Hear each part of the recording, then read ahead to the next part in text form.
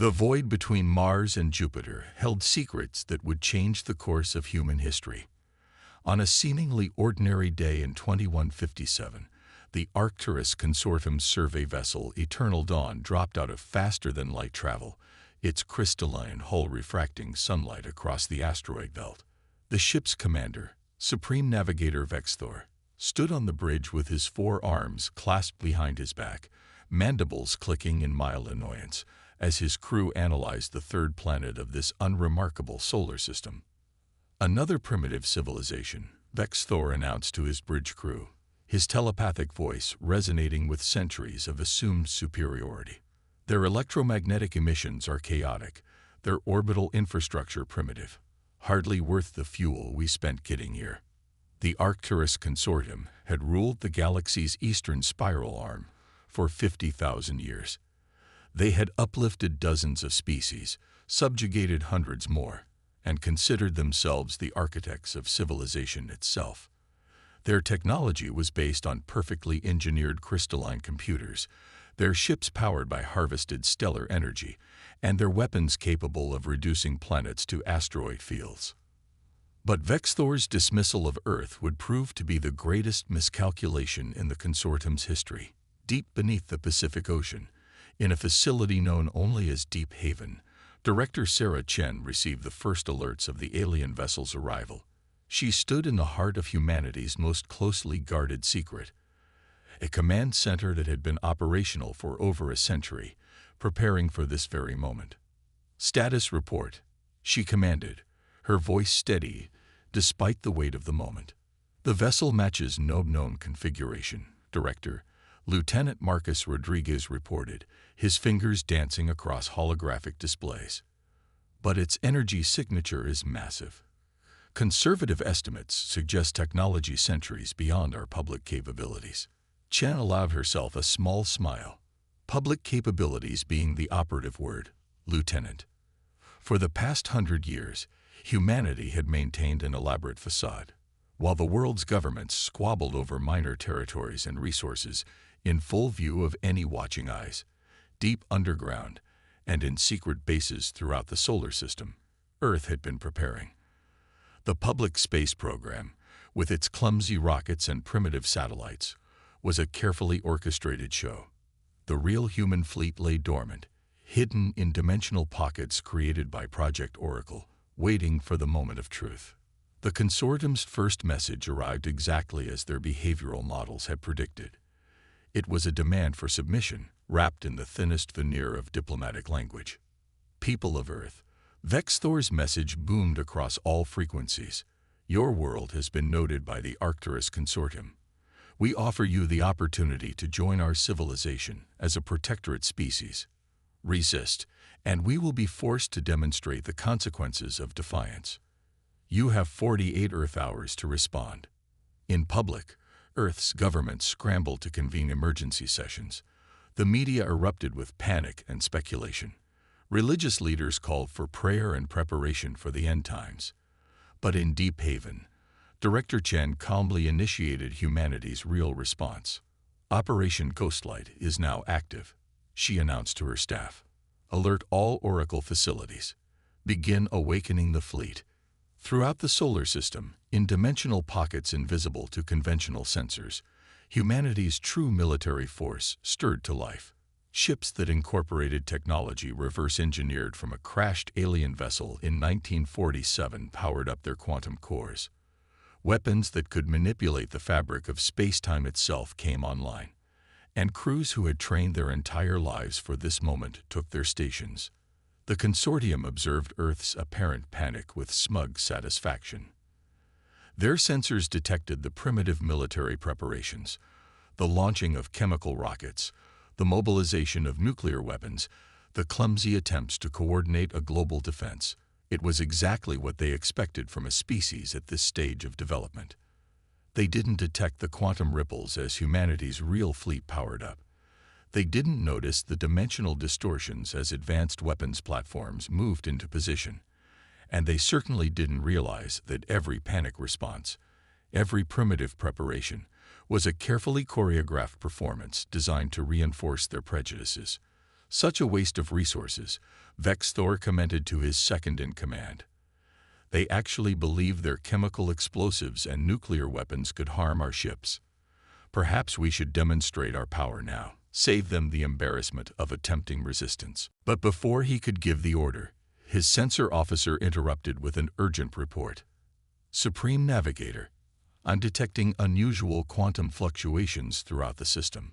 The patterns are, I've never seen anything like this. Vex Thor dismissed the concern with a wave of his upper right arm. Probably natural phenomena these primitives haven't even noticed yet. Prepare the demonstration strike. Target their largest military installation. As the Eternal Dawn charged its main weapon, Director Chen watched the alien ship's power signature spike on her quantum sensors. She opened a secure channel to Fleet Admiral James Martinez, who commanded humanity's hidden forces from his flagship, the Oracle's Shadow. They're taking the bait, Admiral. Prepare to execute Phase 1. The trap was set. The consortium's arrogance had blinded them exactly as humanity's strategists had predicted. Now, after a century of preparation, humanity was ready to show the galaxy that appearances could be deceiving, and that underestimating Earth would be the last mistake many would ever make. The first shot of the coming war was about to be fired, but not by the consortium. And when the dust settled, the galaxy would never again dismiss humanity as primitive or inconsequential. Fleet Admiral James Martinez stood in the observation deck of the Oracle's Shadow, watching as dimensional ripples cascaded across space like waves on a dark ocean. The flagship of humanity's hidden fleet was a marvel of engineering that would have been impossible just a century ago, before the Roswell discovery changed everything. The ship's quantum core thrummed with power, its revolutionary propulsion system allowing it to exist partially out of phase with normal spacetime. To conventional sensors, the Oracle's Shadow and its sister ships simply didn't exist. Even now, as the Arcturus Consortium's vessel prepared to fire on Earth, their advanced sensors remained blind to humanity's true capabilities. All Oracle units report ready, Admiral. Captain Diana Wong reported from her station. The bridge of the Oracle's Shadow bore little resemblance to the clunky, button-filled command centers of public space vessels. Instead, neural interfaces and holographic displays created an almost organic connection between crew and ship. Begin Phase 1, Martinez ordered. Deploy the quantum mesh. Throughout the solar system, hundreds of seemingly invisible nodes activated simultaneously. Each one was a masterpiece of human ingenuity, combining the reversed engineered technology from Roswell with decades of indigenous innovation. Together, they created a web of quantum entanglement that would change the rules of the coming battle. Deep within the Eternal Dawn, Supreme Navigator Vex Thor felt a moment of unease as his ship's weapon systems reached full power. Something about the humans' response didn't fit the pattern his species had seen countless times before.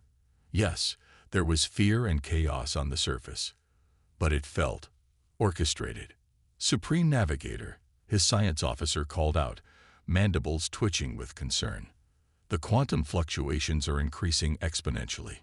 I'm detecting some kind of. The officer never finished his sentence. Suddenly, every system on the Eternal Dawn went dark. The ship's crystalline computers, the pride of consortium technology, became inert. Even their backup systems failed to respond. Impossible. Vex Thor raged, all four arms gesturing in agitation. No primitive species cold. This is Fleet Admiral James Martinez of the Earth Defense Force. A calm voice echoed through the disabled ship's corridors. Your vessel has been contained within a quantum suppression field. Your weapons are offline. Your communications are blocked. You are, as we say on Earth, at our mercy. Across the solar system, humanity's hidden fleet emerged from their dimensional pockets. The ships were beautiful in their deadliness, sleek vessels that seemed to absorb light rather than reflect it, their hulls incorporating metamaterials that could adapt to any attack. In Deep Haven, Director Chen watched with satisfaction as Project Oracle's true purpose was finally revealed. The quantum mesh wasn't just a weapon. It was a revolution in warfare. By manipulating the fundamental forces of reality itself, humanity had developed defenses that made conventional weapons obsolete. "Send the general signal," she ordered. "It's time to show the consortium what a century of preparation looks like." Throughout Earth's solar system, thousands of stealth satellites suddenly decloaked. Orbital defense platforms, hidden beneath layers of quantum camouflage, powered up their main guns. And in bases across Earth, advanced fighter squadrons lifted off, their pilots neural-linked to machines that could outmaneuver anything the consortium had ever encountered. On the Oracle's shadow, Admiral Martinez opened a channel to all Earth forces. "Remember your training, people. This is what we've prepared for. The consortium believes they're dealing with primitives. Let's show them how wrong they are." The quantum mesh tightened around the Eternal Dawn, its crystalline technology rendered useless by fields that violated what the consortium believed were immutable laws of physics. Vex Thor and his crew could only watch in growing horror as humanity's real space force revealed itself. "How?" Vex Thor demanded, his telepathic voice crackling with fury and fear. "Your species couldn't possibly have developed this technology independently." "We didn't," Martins replied simply. "We had help.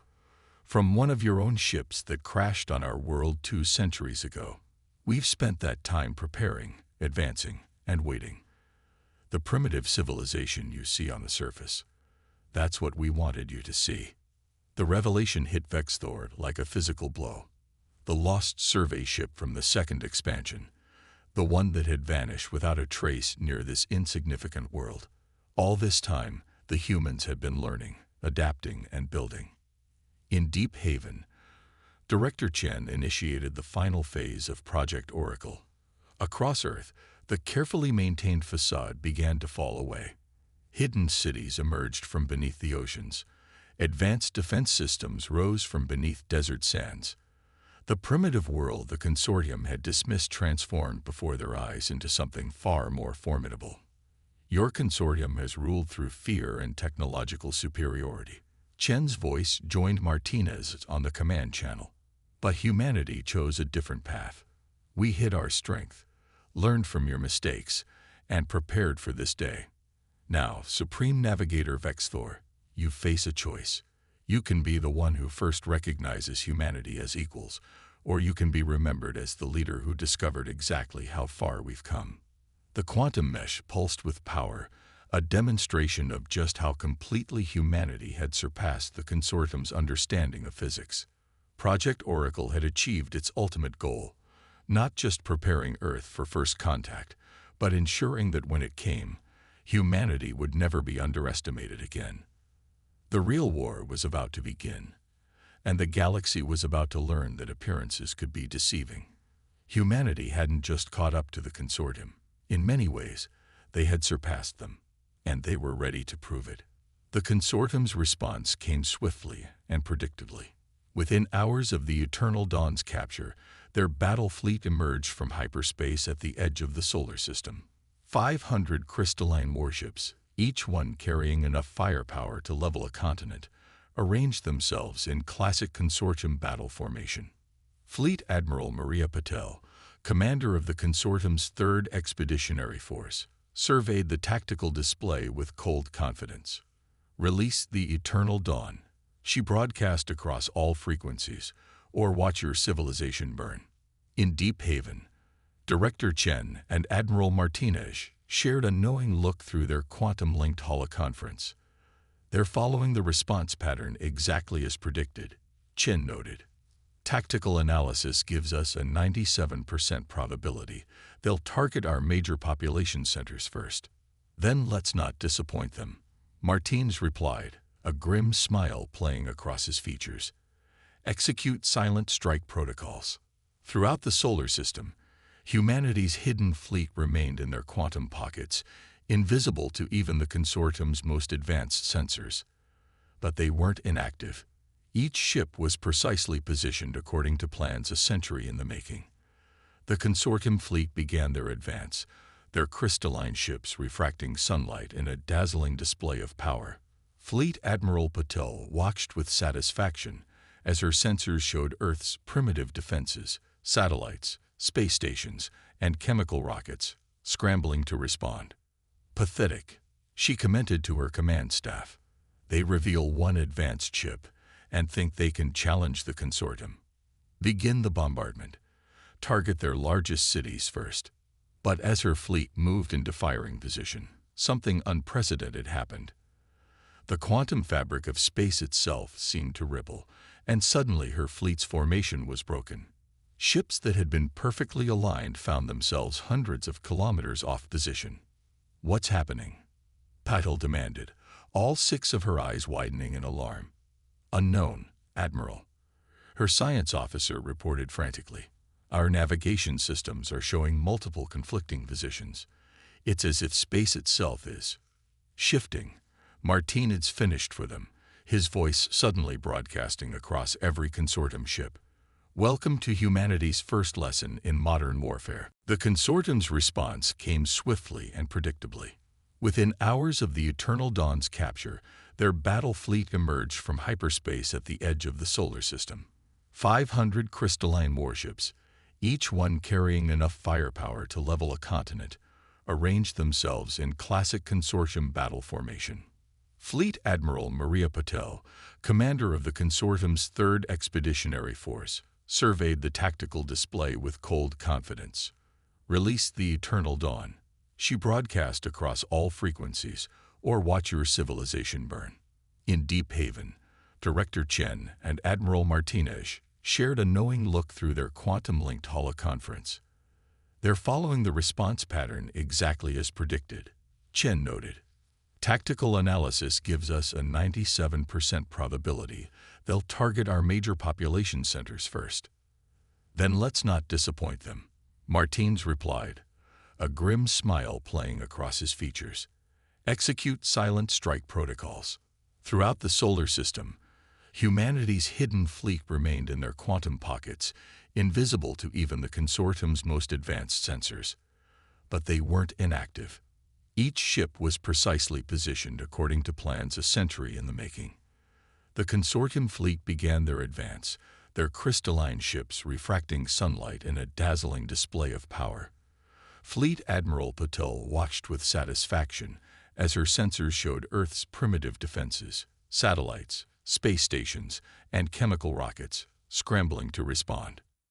"Pathetic," she commented to her command staff.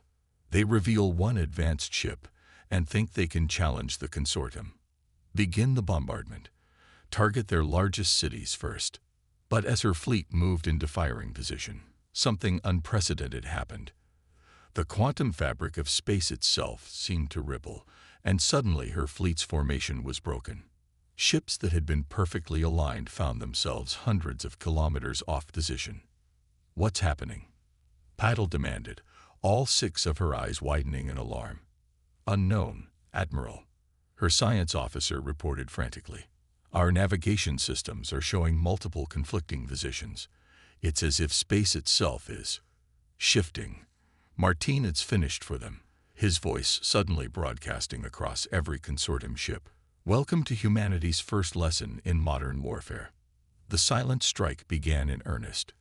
From their dimensional pockets, Earth's ships launched their attack. But they didn't fire conventional weapons. Instead, they deployed quantum disruptors, devices that created localized distortions in space-time.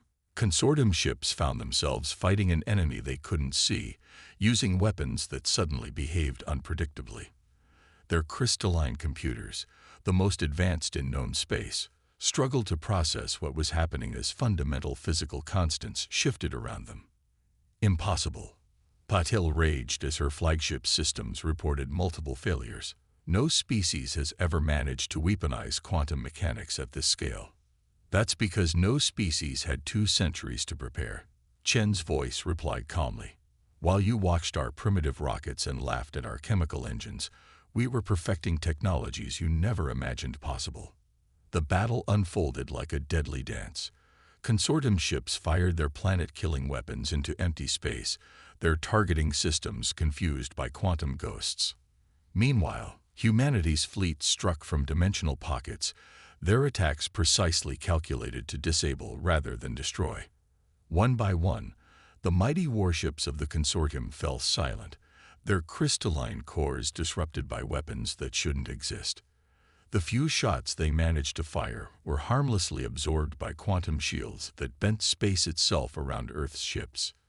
In Deep Haven, Director Chen watched the tactical display with satisfaction.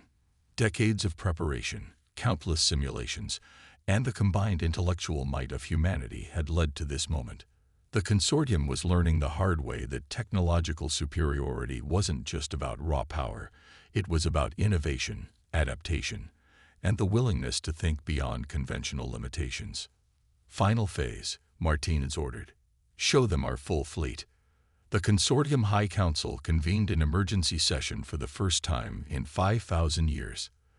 The crystalline spires of their capital world, Arcturus Prime, reflected the light of 3 suns as the most powerful beings in known space grappled with an unprecedented crisis. Supreme Archon Klovax, ancient even by consortium standards, faced the assembled council with all 4 of his neural arrays pulsing in agitation. Our entire third fleet, disabled. Not destroyed, disabled.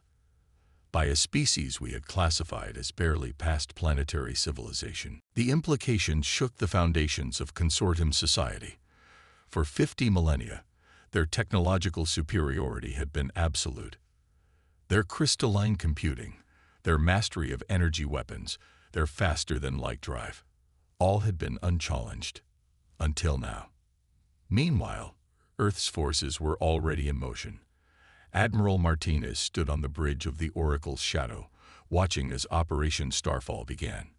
Humanity's fleet, still invisible to conventional sensors, slipped through the quantum fabric of space towards key consortium installations. All strike teams report ready, Captain Wong announced. Quantum corridors are stable. We can begin phase shifting on your command. Martinez nodded. Send the signal to all ships. Execute Operation Starfall. Across consortium space, the impossible began to happen. Strategic command centers suddenly found their crystalline computers inert. Defense platforms went dark. Communication relays fell silent. But unlike the consortium's brutal tactics, each strike was surgical, disabled, not destroyed. On Arcturus Prime, panic spread as reports flooded in. High Commander Zexteville, leader of the consortium military, burst into the council chamber. We're being attacked. Multiple systems are going dark, but our sensors detect nothing. Show them, Martinez's voice echoed through the chamber, though no transmission source could be detected. Show them what we've done. Throughout consortium space, humanity's fleet decloaked in perfect synchronization. Sleek ships hanging in orbit over every major consortium world. Advanced weapon systems targeted at critical infrastructure. A demonstration of force so complete, so overwhelming, that it shattered 50,000 years of assumed superiority in an instant. But what truly terrified the consortium wasn't the ships themselves. It was what they represented. Every vessel incorporated technologies that shouldn't exist, combinations of principles that the consortium had deemed impossible. Humanity hadn't just caught up. They'd taken different paths entirely. You relied on brute force. Director Chen's voice joined Martinez in the council chamber.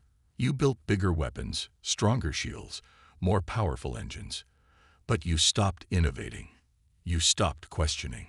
You became so convinced of your superiority that you forgot the most important lesson of all. There's always another way.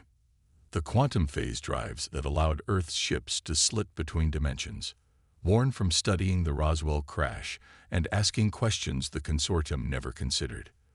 The neural interfaces that linked human crews directly to their vessels, developed by wondering if consciousness itself could bridge the gap between organic and artificial intelligence. Supreme Archon Klovax, facing the greatest crisis in consortium history, made a decision that would reshape galactic civilization. What are your terms? He asked, his neural arrays dimming in submission. Peace, Martinez replied simply. Not as subordinates, not as servants, but as equals. The galaxy is vast enough for all of us, but only if we abandon the idea that technological advancement equals the right to dominate. On Earth, Director Chen watched through quantum-linked feeds as humanity's moment of triumph unfolded.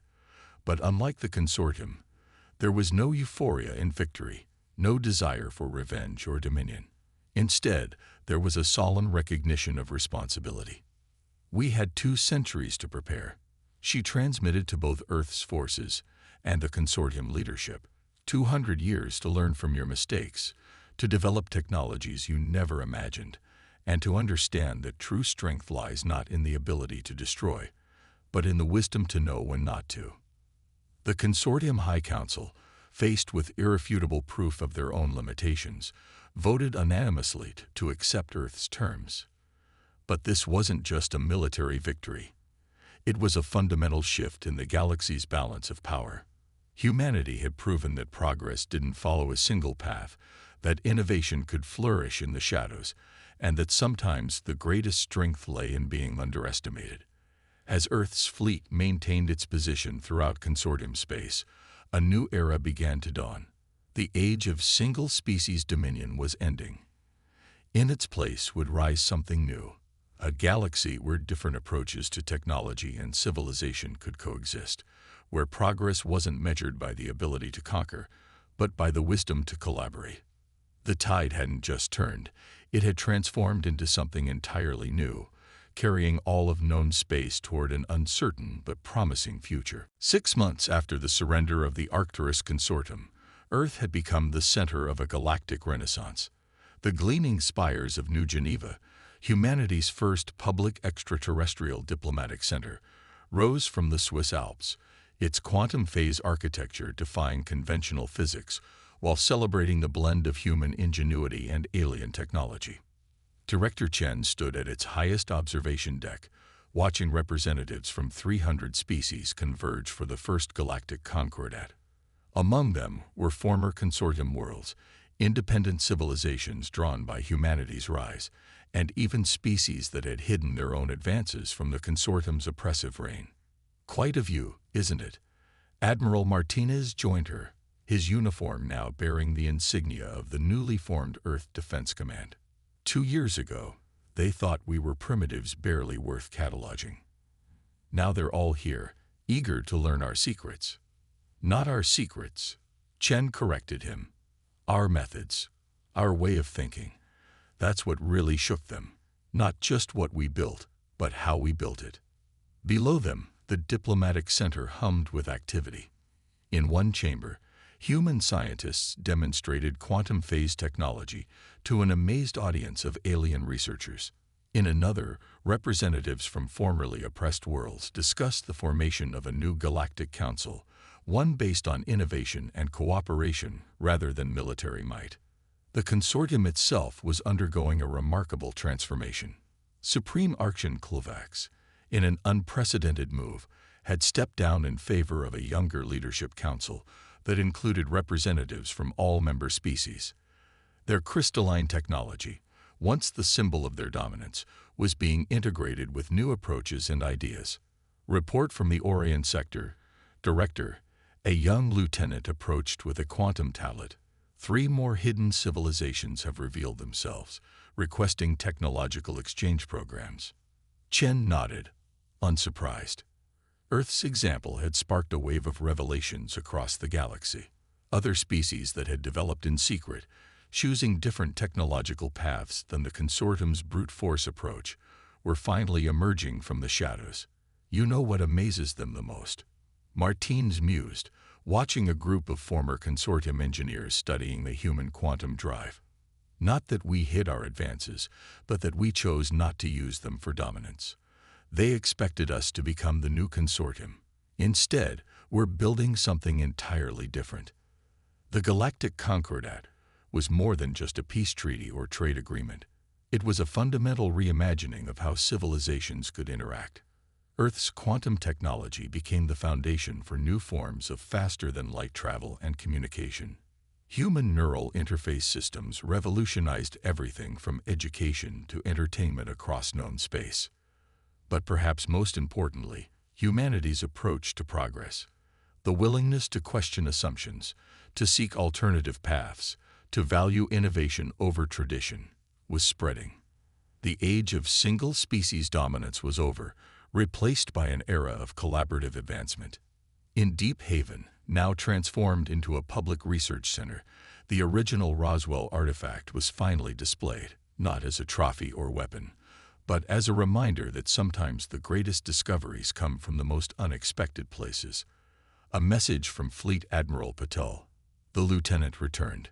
The former consortium commander had become one of the strongest advocates for the new order. The last of the consortium battle fleets has been converted to quantum phase drive. She says they're ready to learn. Chen smiled. This was humanity's true victory, not the defeat of an enemy, but the transformation of one. The galaxy was entering an age of unprecedented cooperation and discovery. New technologies, new ways of thinking, new possibilities that neither humanity nor the consortium had imagined alone were emerging every day. Send word to the Concordat, Chen instructed. Tell them it's time for Phase 2. Let's show them what we can all achieve together. As the sun set over New Geneva, its light refracting through quantum phase architecture in impossible ways, the promise of a new dawn was literal as well as metaphorical. Humanity had not just changed the balance of power in the galaxy, they had changed its very nature. The age of empires was over. The age of exploration, innovation, and collective advancement had begun, and somewhere out there, in the vast expanse of space, other civilizations were watching, learning, and preparing to join a galaxy that had finally learned to value wisdom over power, cooperation over conquest, and innovation over tradition. This wasn't the end of the story, it was just the beginning of a much greater one.